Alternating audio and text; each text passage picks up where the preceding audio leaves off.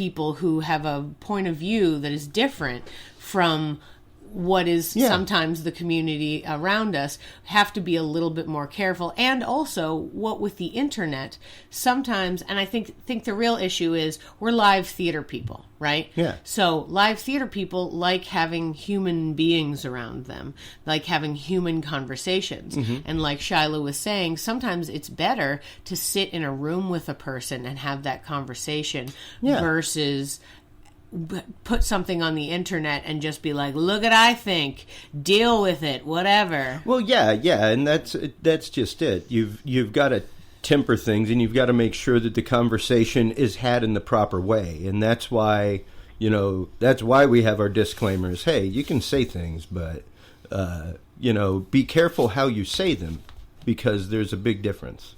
So, I think that all of these things are true. There has to be a space where people can discuss things openly and where they can get ideas out. And whether that's private, as it would be if you had several people sitting around drinking and discussing ideas openly with each other and they weren't recording it, or whether that's public art for consumption, on stage at improv, or in a podcast situation. There has to be a place to disseminate ideas and to discuss what's going on in the world. There also has to be the acknowledgement of personal relationships being paramount, because we live in a world that is increasingly lonely, and they're increasingly lonely. And there's a lot of sociological things that are going on right now that show that. Books like Bowling Alone, or a wonderful book written by somebody who lives in LaGrange called The Big Sort, which talks all about how people are increasingly living in proximity only to people who have the exact same political views as themselves, and how that's getting entirely out of hand. That means that people are isolated in multiple ways. They're isolated from people who think differently than them, and they're increasingly isolated from any form of social contact. And that's why improv is so important, because it's something that we do with people. And any form of community that's real, where you do it with people, broadens your understanding of who you can interact with and be there for and collaborate with and find common ground with. And every situation where you start cutting off, well, you can't belong here because you don't ascribe to this belief, or you can't belong here because you don't look this way, or you can't belong here because you're not the right sort of person, that does injury to us all. When you say that it's young people and old people on the internet who are sort of giving vent to, in many cases, the worst or most dogmatic parts of themselves, it's true. And the big secret is young people, old people, all people are suffering. We're all in tremendous pain. We fear being excluded from community, because as monkeys, this would get us killed. But also because as human beings, one of our greatest longings is to have the affection and support of our peers, which we need for survival. And so when people say, I'm talking about some political article, or I'm giving vent to my feelings, positive or negative, about Kellyanne Conway or whatever, what they're really saying is, am I loved? Do people care who I am? Is anyone interested in my suffering? Is anyone interested in adopting me into their group so that I can feel safe for a moment? And if we acknowledge that that's what's going on, then we can feel a little bit more indulgent towards people at times. But there has to be both spaces for people to talk about big issues so that we can all learn from what each other say, whether that's art or conversation.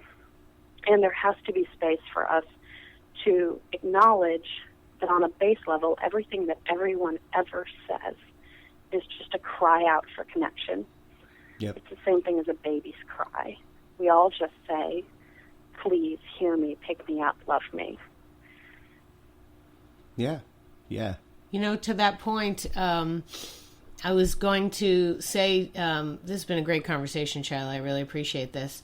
I was going to wrap it up. We've been talking for quite a while, but I had one last little question, because you have knowledge of something that I'm about to endeavor to be and to have, and I wanted your advice, which is, for you, what has it been like being a mom and living a life as an artist, and balancing that idea? And also, I really appreciate too that you are also still in the point of navigating a community, because will also always be part of that kind of idea as well. But for you, what have been the lessons that you've learned? Do you have any advice for me as I head into this journey of motherhood and artist at the same time? Well, man, I'm just so excited for you.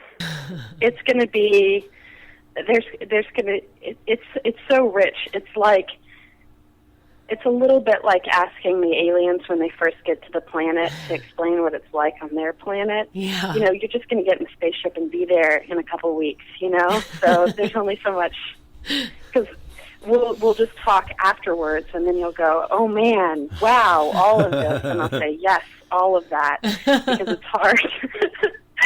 It's hard to give too much more of a teaser than that. But a thing I experienced with Origin that you might experience or might not, and so I'll just give you a tiny bit of encouragement about, is with Ori, I went on tour while I was heavily pregnant with Tammy Nelson, and that was fabulous. But I was like, I got to do it now. And I did the Improv Wins conference when I was a couple days away from delivery, because I got to do it now. And then we started a theater when he was 4 months old, because I got to do it now. And I just want to encourage you, man, life is long and good, and you're an artist, and you always have been, and you don't have to prove to anyone that continues or that you're doing enough, and you don't have to do it now. Yeah. If you're tired and sleep-deprived, turn down the project. There'll be another project. If you're afraid that people won't take you seriously because now you're the mom and they're still 23 or whatever, you don't need to worry about that. It's all going to be fun. You had a whole life to make cool stuff, and you always will, and you're fantastic and, boss lady to the core. So you got this. You're going to be a fantastic mom, and know that not everything has to happen at the same time. Yeah, that's some good advice. I appreciate that. There is a lot of that, like, oh God, is this it? Am I never going to do art ever again? But then that's why I was glad I wanted to talk to you today, and not miss another chance, because I thought, well, I just need to be reassured that she's still an artist, so I can still be an artist, and it's okay. Yes, absolutely. Well, great conversation, Shyla. I feel really good about it. We delved into some deep topics, and I'm excited for you. I'm glad that you guys are doing well in LaGrange, and I hope whatever summer travel you have going, it is exciting and fun, and that you get to see cool places and enjoy yourself. Where are you headed? Thank you so much for inviting me to do this. Yeah. It's been incredibly fun, and I've loved talking with both of you, and thank you so much. You should seriously consider, after the baby gets here and before he's sleeping through the night, you should consider to come visit out here, because we're all set up for little people, and It's pretty, and it's a nice getaway. So just email me whenever you feel like you want to do that, and it will seriously just be here waiting for you. Oh, you're so sweet. I like before he's sleeping through the night. What a hilarious caveat. Oh, wonderful. Well, cool. Thank you, Shyla. I really appreciate you chatting with us. I hope you have a good rest of your day, and you get to enjoy the rest of the spring and into the summer. Well, thank you so much. I'll be fervently watching social media to see how your baby comes out. See you soon. Yes, he'll be here soon, and yes, it will be all over the social media.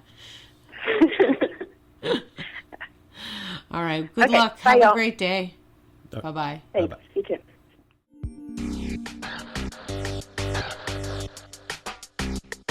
Thanks for listening to Yes But Why podcast.